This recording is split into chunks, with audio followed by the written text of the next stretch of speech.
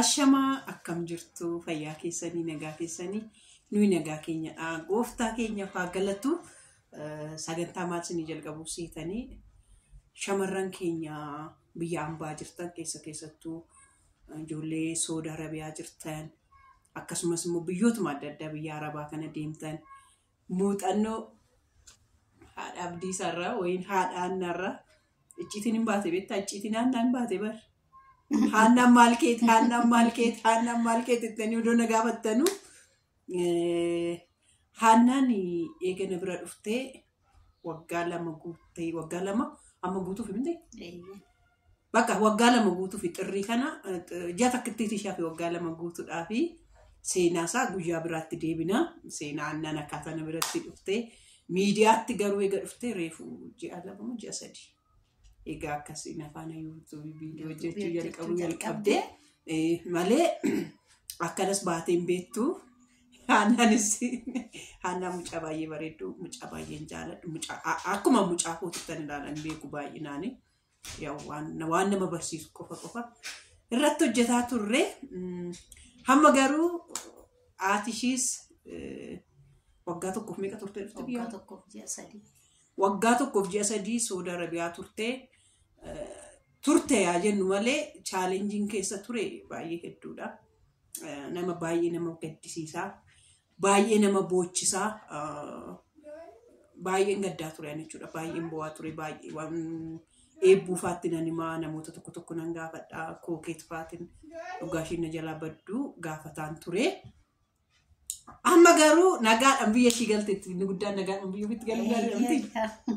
Innaa asumaan immoo koomentii jalatti yuutuubiin haasaa qabuuf miti ijoo yuutuubii saaqnee fi sabskraayibii gootanii hin jajjabeessitu miti.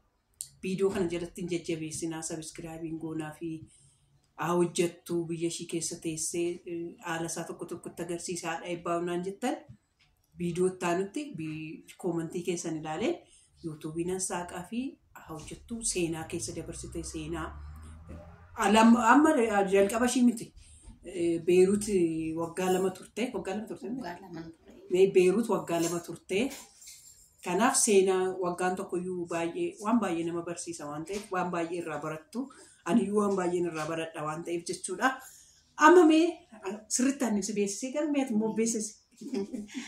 Akkam jirtu galata waaqayyoo nagaadhaa siniin jedha. Galata waaqayyoo nagaadhaa animmoo waan nan dubbachuu barbaadu waa'ee obboleewwan kootii biyya kana biyya ormaa deemanii baay'ee rakkoon irra gahaa jiru kana naaf hormaata akka ta'u kan nama calqabni koo akka dubbachuu barbaadeef jechuudha. Ani akkan jedhutti akka gaafii waaqayyootinis ta'e qaalii rabbiittinis ta'ettis akkammoo ijoolleen keenya keessattuu ijoolleen keenya akka Saudi Arabiyaa akka hin deemne Saudi Arabiyaan baay'ee ulfaattuudha. Ani baay'ee chaanaa lattillee ba'ullee hin barbaanne garuu ijoollee keenya keenyatu laala ba'uu hin barbaanne garuutu waa'ee achi rakkina achi biiroo keessa jiru rakkina ijoolleen keenya dararaan dullaan dhaanichi irra jiru waan ta'eef akka narraa barataniif ijoolleen keenya odoo kara Saudi Arabiyaa deemuu baatanii kana jedhee tanan kana kara chaanaatiin amma dhufee miidiyaa irratti dhufee jechuudha. Akka kana waan ta'eef ijoolleen keenya irraa hubannoo barnoota sinii ta'anii baay'ee fatanaa keessa ture. Baay'ee waggaa tokkoof ji'a sadii baay'ee fatanaan ture. Waajjira kiyyaadhaa ejeensi kiyyaarra soldhabaan ture. Baay'ee mana kilaasaa 23 kophaa kiyya hojjechaan ture. Magii biyyaadhatu sirreessa. Sidaatiin nanaa waan hunda achi keessa jiru ana jechuudha. Kana waan ta'eef madaaboonni hojjedhu dadhabdee raftii godhadhu siin hin jedhani. Kana waan ta'eef akka ejeensi kootii deemee dhukkubsadheen jira kara biyya kootii deebuun barbaada. Bakka baarinnatiin ga'ee jira yoo nagalchitan nagalchaa yoo nagalchine miidiyaa gubbaarratti hangallakkisa rakkoo achi keessatti uumamaa jiru jedheen ture. Kanaafuu biiroo shammuu jaatu jira ijoolleen keenya dararaa keessa jirti.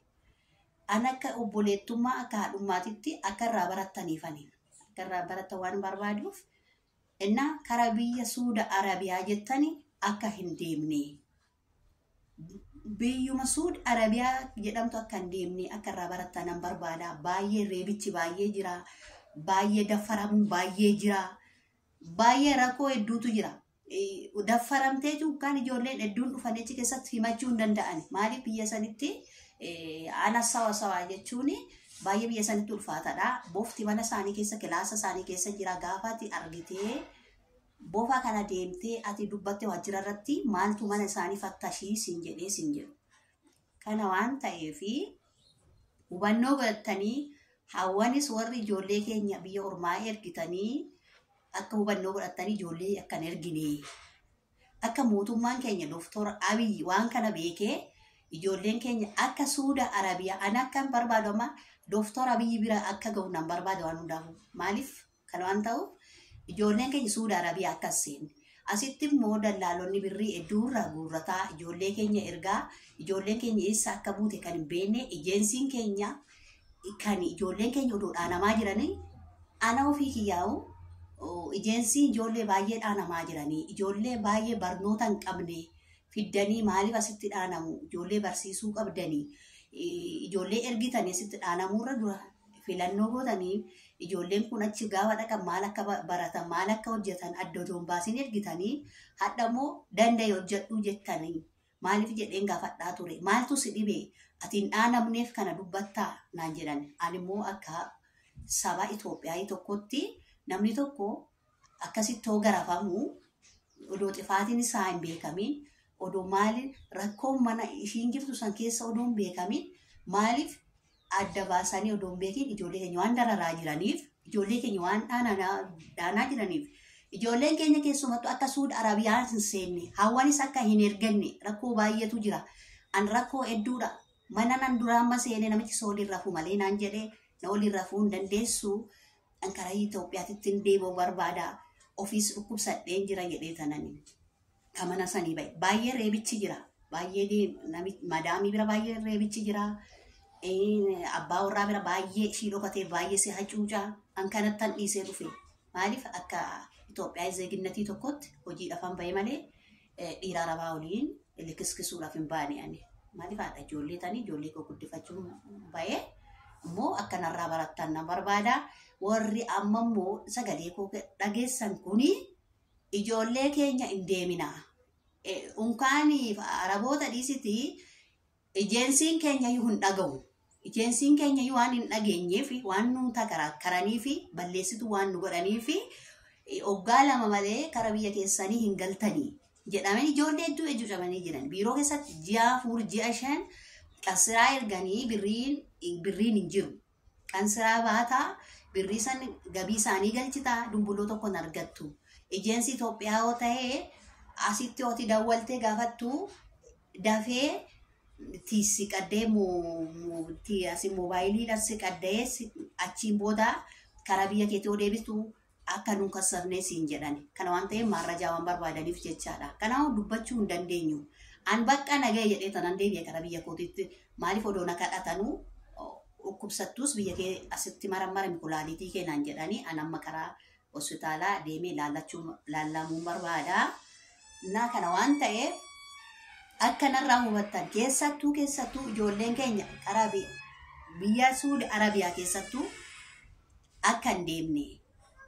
Birrii keessanillee hin nyaataminaayi.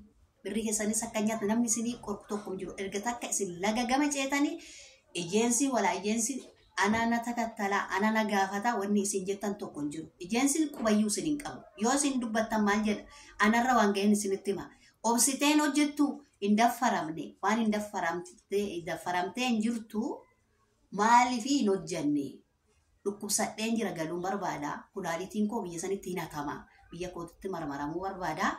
Yookaan waan achi jiru miidiyaa irratti hin gallakkisa jennaanii tikeetii kutanii karaa biyya kootii nagalchan jechaadha. Birriin hojjadheesi yaa tikeetiin 900 naa kutamee kanaafee 2,000 harka irratti na kennanii na gaggeessan jecha 1,100 jechaadha. Naa kana waan ta'eef qarshiin hojjadhees ji'a tokko nan nyaatame. Ani rakkoo sin qabu waaqayyoon haa ulfaatu mootiin olaanaani. Kana waan ta'eef kana narraa barattanii ijoolleen keenya keessumattuu akka biyya ormaan deemne akka Suudi Arabiyaa daftee nama fudhattettanii akka deemne baay'eetu jira.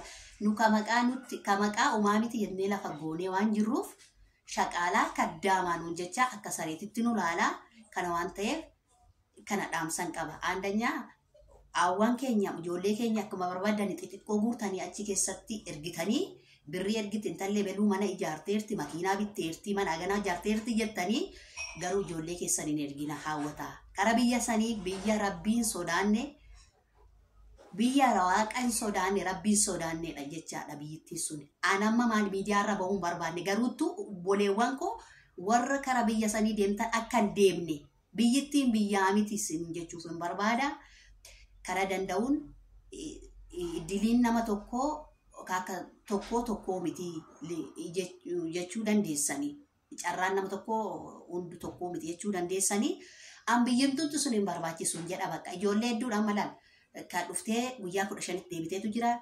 Dhufanii guyyaa 2tti deebi'an jira. Dhufanii guyyaa 5tti deebi'anii jira. Akka 7tti deebi'anii jira. Yookaan maal jechaa jira nama isaan birrii 50 nyaachifnee 60 nyaachifnee 100 nyaachifnee dhufne jechaa jiran.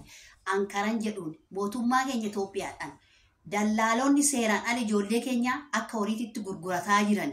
Mootummaan keenya Dr. Abiy waan kana seerarra oolchee iggaayiidhaan ta'e karaa biyya sanii iddoo barbaachisu karaa biyya biraa eenyumtuu hojjetatee dalagatuu danda'a. Mootummaan keenya kun seera addisii baase kanatti biyya biraa eenyumtuu hojjetachuu danda'a. Akka biyya Suudi Arabiyaa ijoollee keenya darartee ijoolleen keenya garafamaa akka isir beetii nyaanni maaliidha seetanii.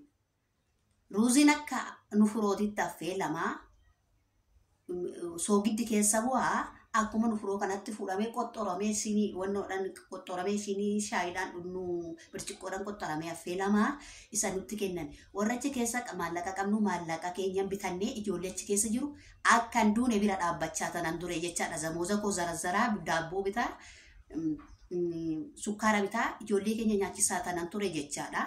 Ji'a 2 achi keessa kan seene ji'a 2 kana keessatti nagalchuu didanii mana biraa seentan maram ta'edhanii macarrashaarra immoo ani karaa biyya kootii onoo galchitan nagalchaa jedhee dubbadheennaan hin galtu surumaayyuu karaa biyya keetiitu hin galtu kontiraata waggaa 2 fixattee galtaa mana biraa qayyartan jedhan. Ani mana sadaffoo hin qayyaru. Mana duraati soo ta'e bofaanan ba'e. Bofaatu jira namichi dhufee naan qe'ennaan mana sanii ba'ee hulettanyaa soo dhufumoo namichi soo lirra malee naan jedhee. Ijoollee keenya baay'ee daffaramaa ka jiranii daffaramanii ka deebi'an ijoollee hedduu marraja akka qabaa. Anadhamuu marraja isa hundayyuu miidiyaa irratti gallakkisuu nan danda'a. Garuuttu immoo nagaadhaan biyya koo waan ga'ee jiruuf mootummaan keenya amma ijoollee amma achi gara biyya sanii ka ergamoo ta'e mootummaan keenya dhugumaan isin jedha akka biyya saniitti akka ijoollee keenya isin ergine mootummaan Dr. Abiy quxuxurii jalatti oolche ijoolleen keenya kara biyya sanii akka dararaadhaan biyya san keessa akka hin deemne. Mootummaan keenya Dr. Abiy bira akka naaga'uu na barbaada. Keessattuu dallaalonni seera ala ijoollee keenya akka horii gurgurtanii zoor jettanii ijoollee keenya laalle akka seera jala akkasii quxuxurii ooltanii jedhamne. Karaa gaafii kiyyaatiin kana ani baay'een karaa biyyattii sanii akka ammas irra deddeebiin akka moonyii isin dubbadha. An baay'ee nama rakkoon narra ga'ee baay'ee ejeensii kooti irratti iyyachaa ture. Indaffaramne waan indaffaramneef maaliif hin obsine naan jechaa turte agaruutu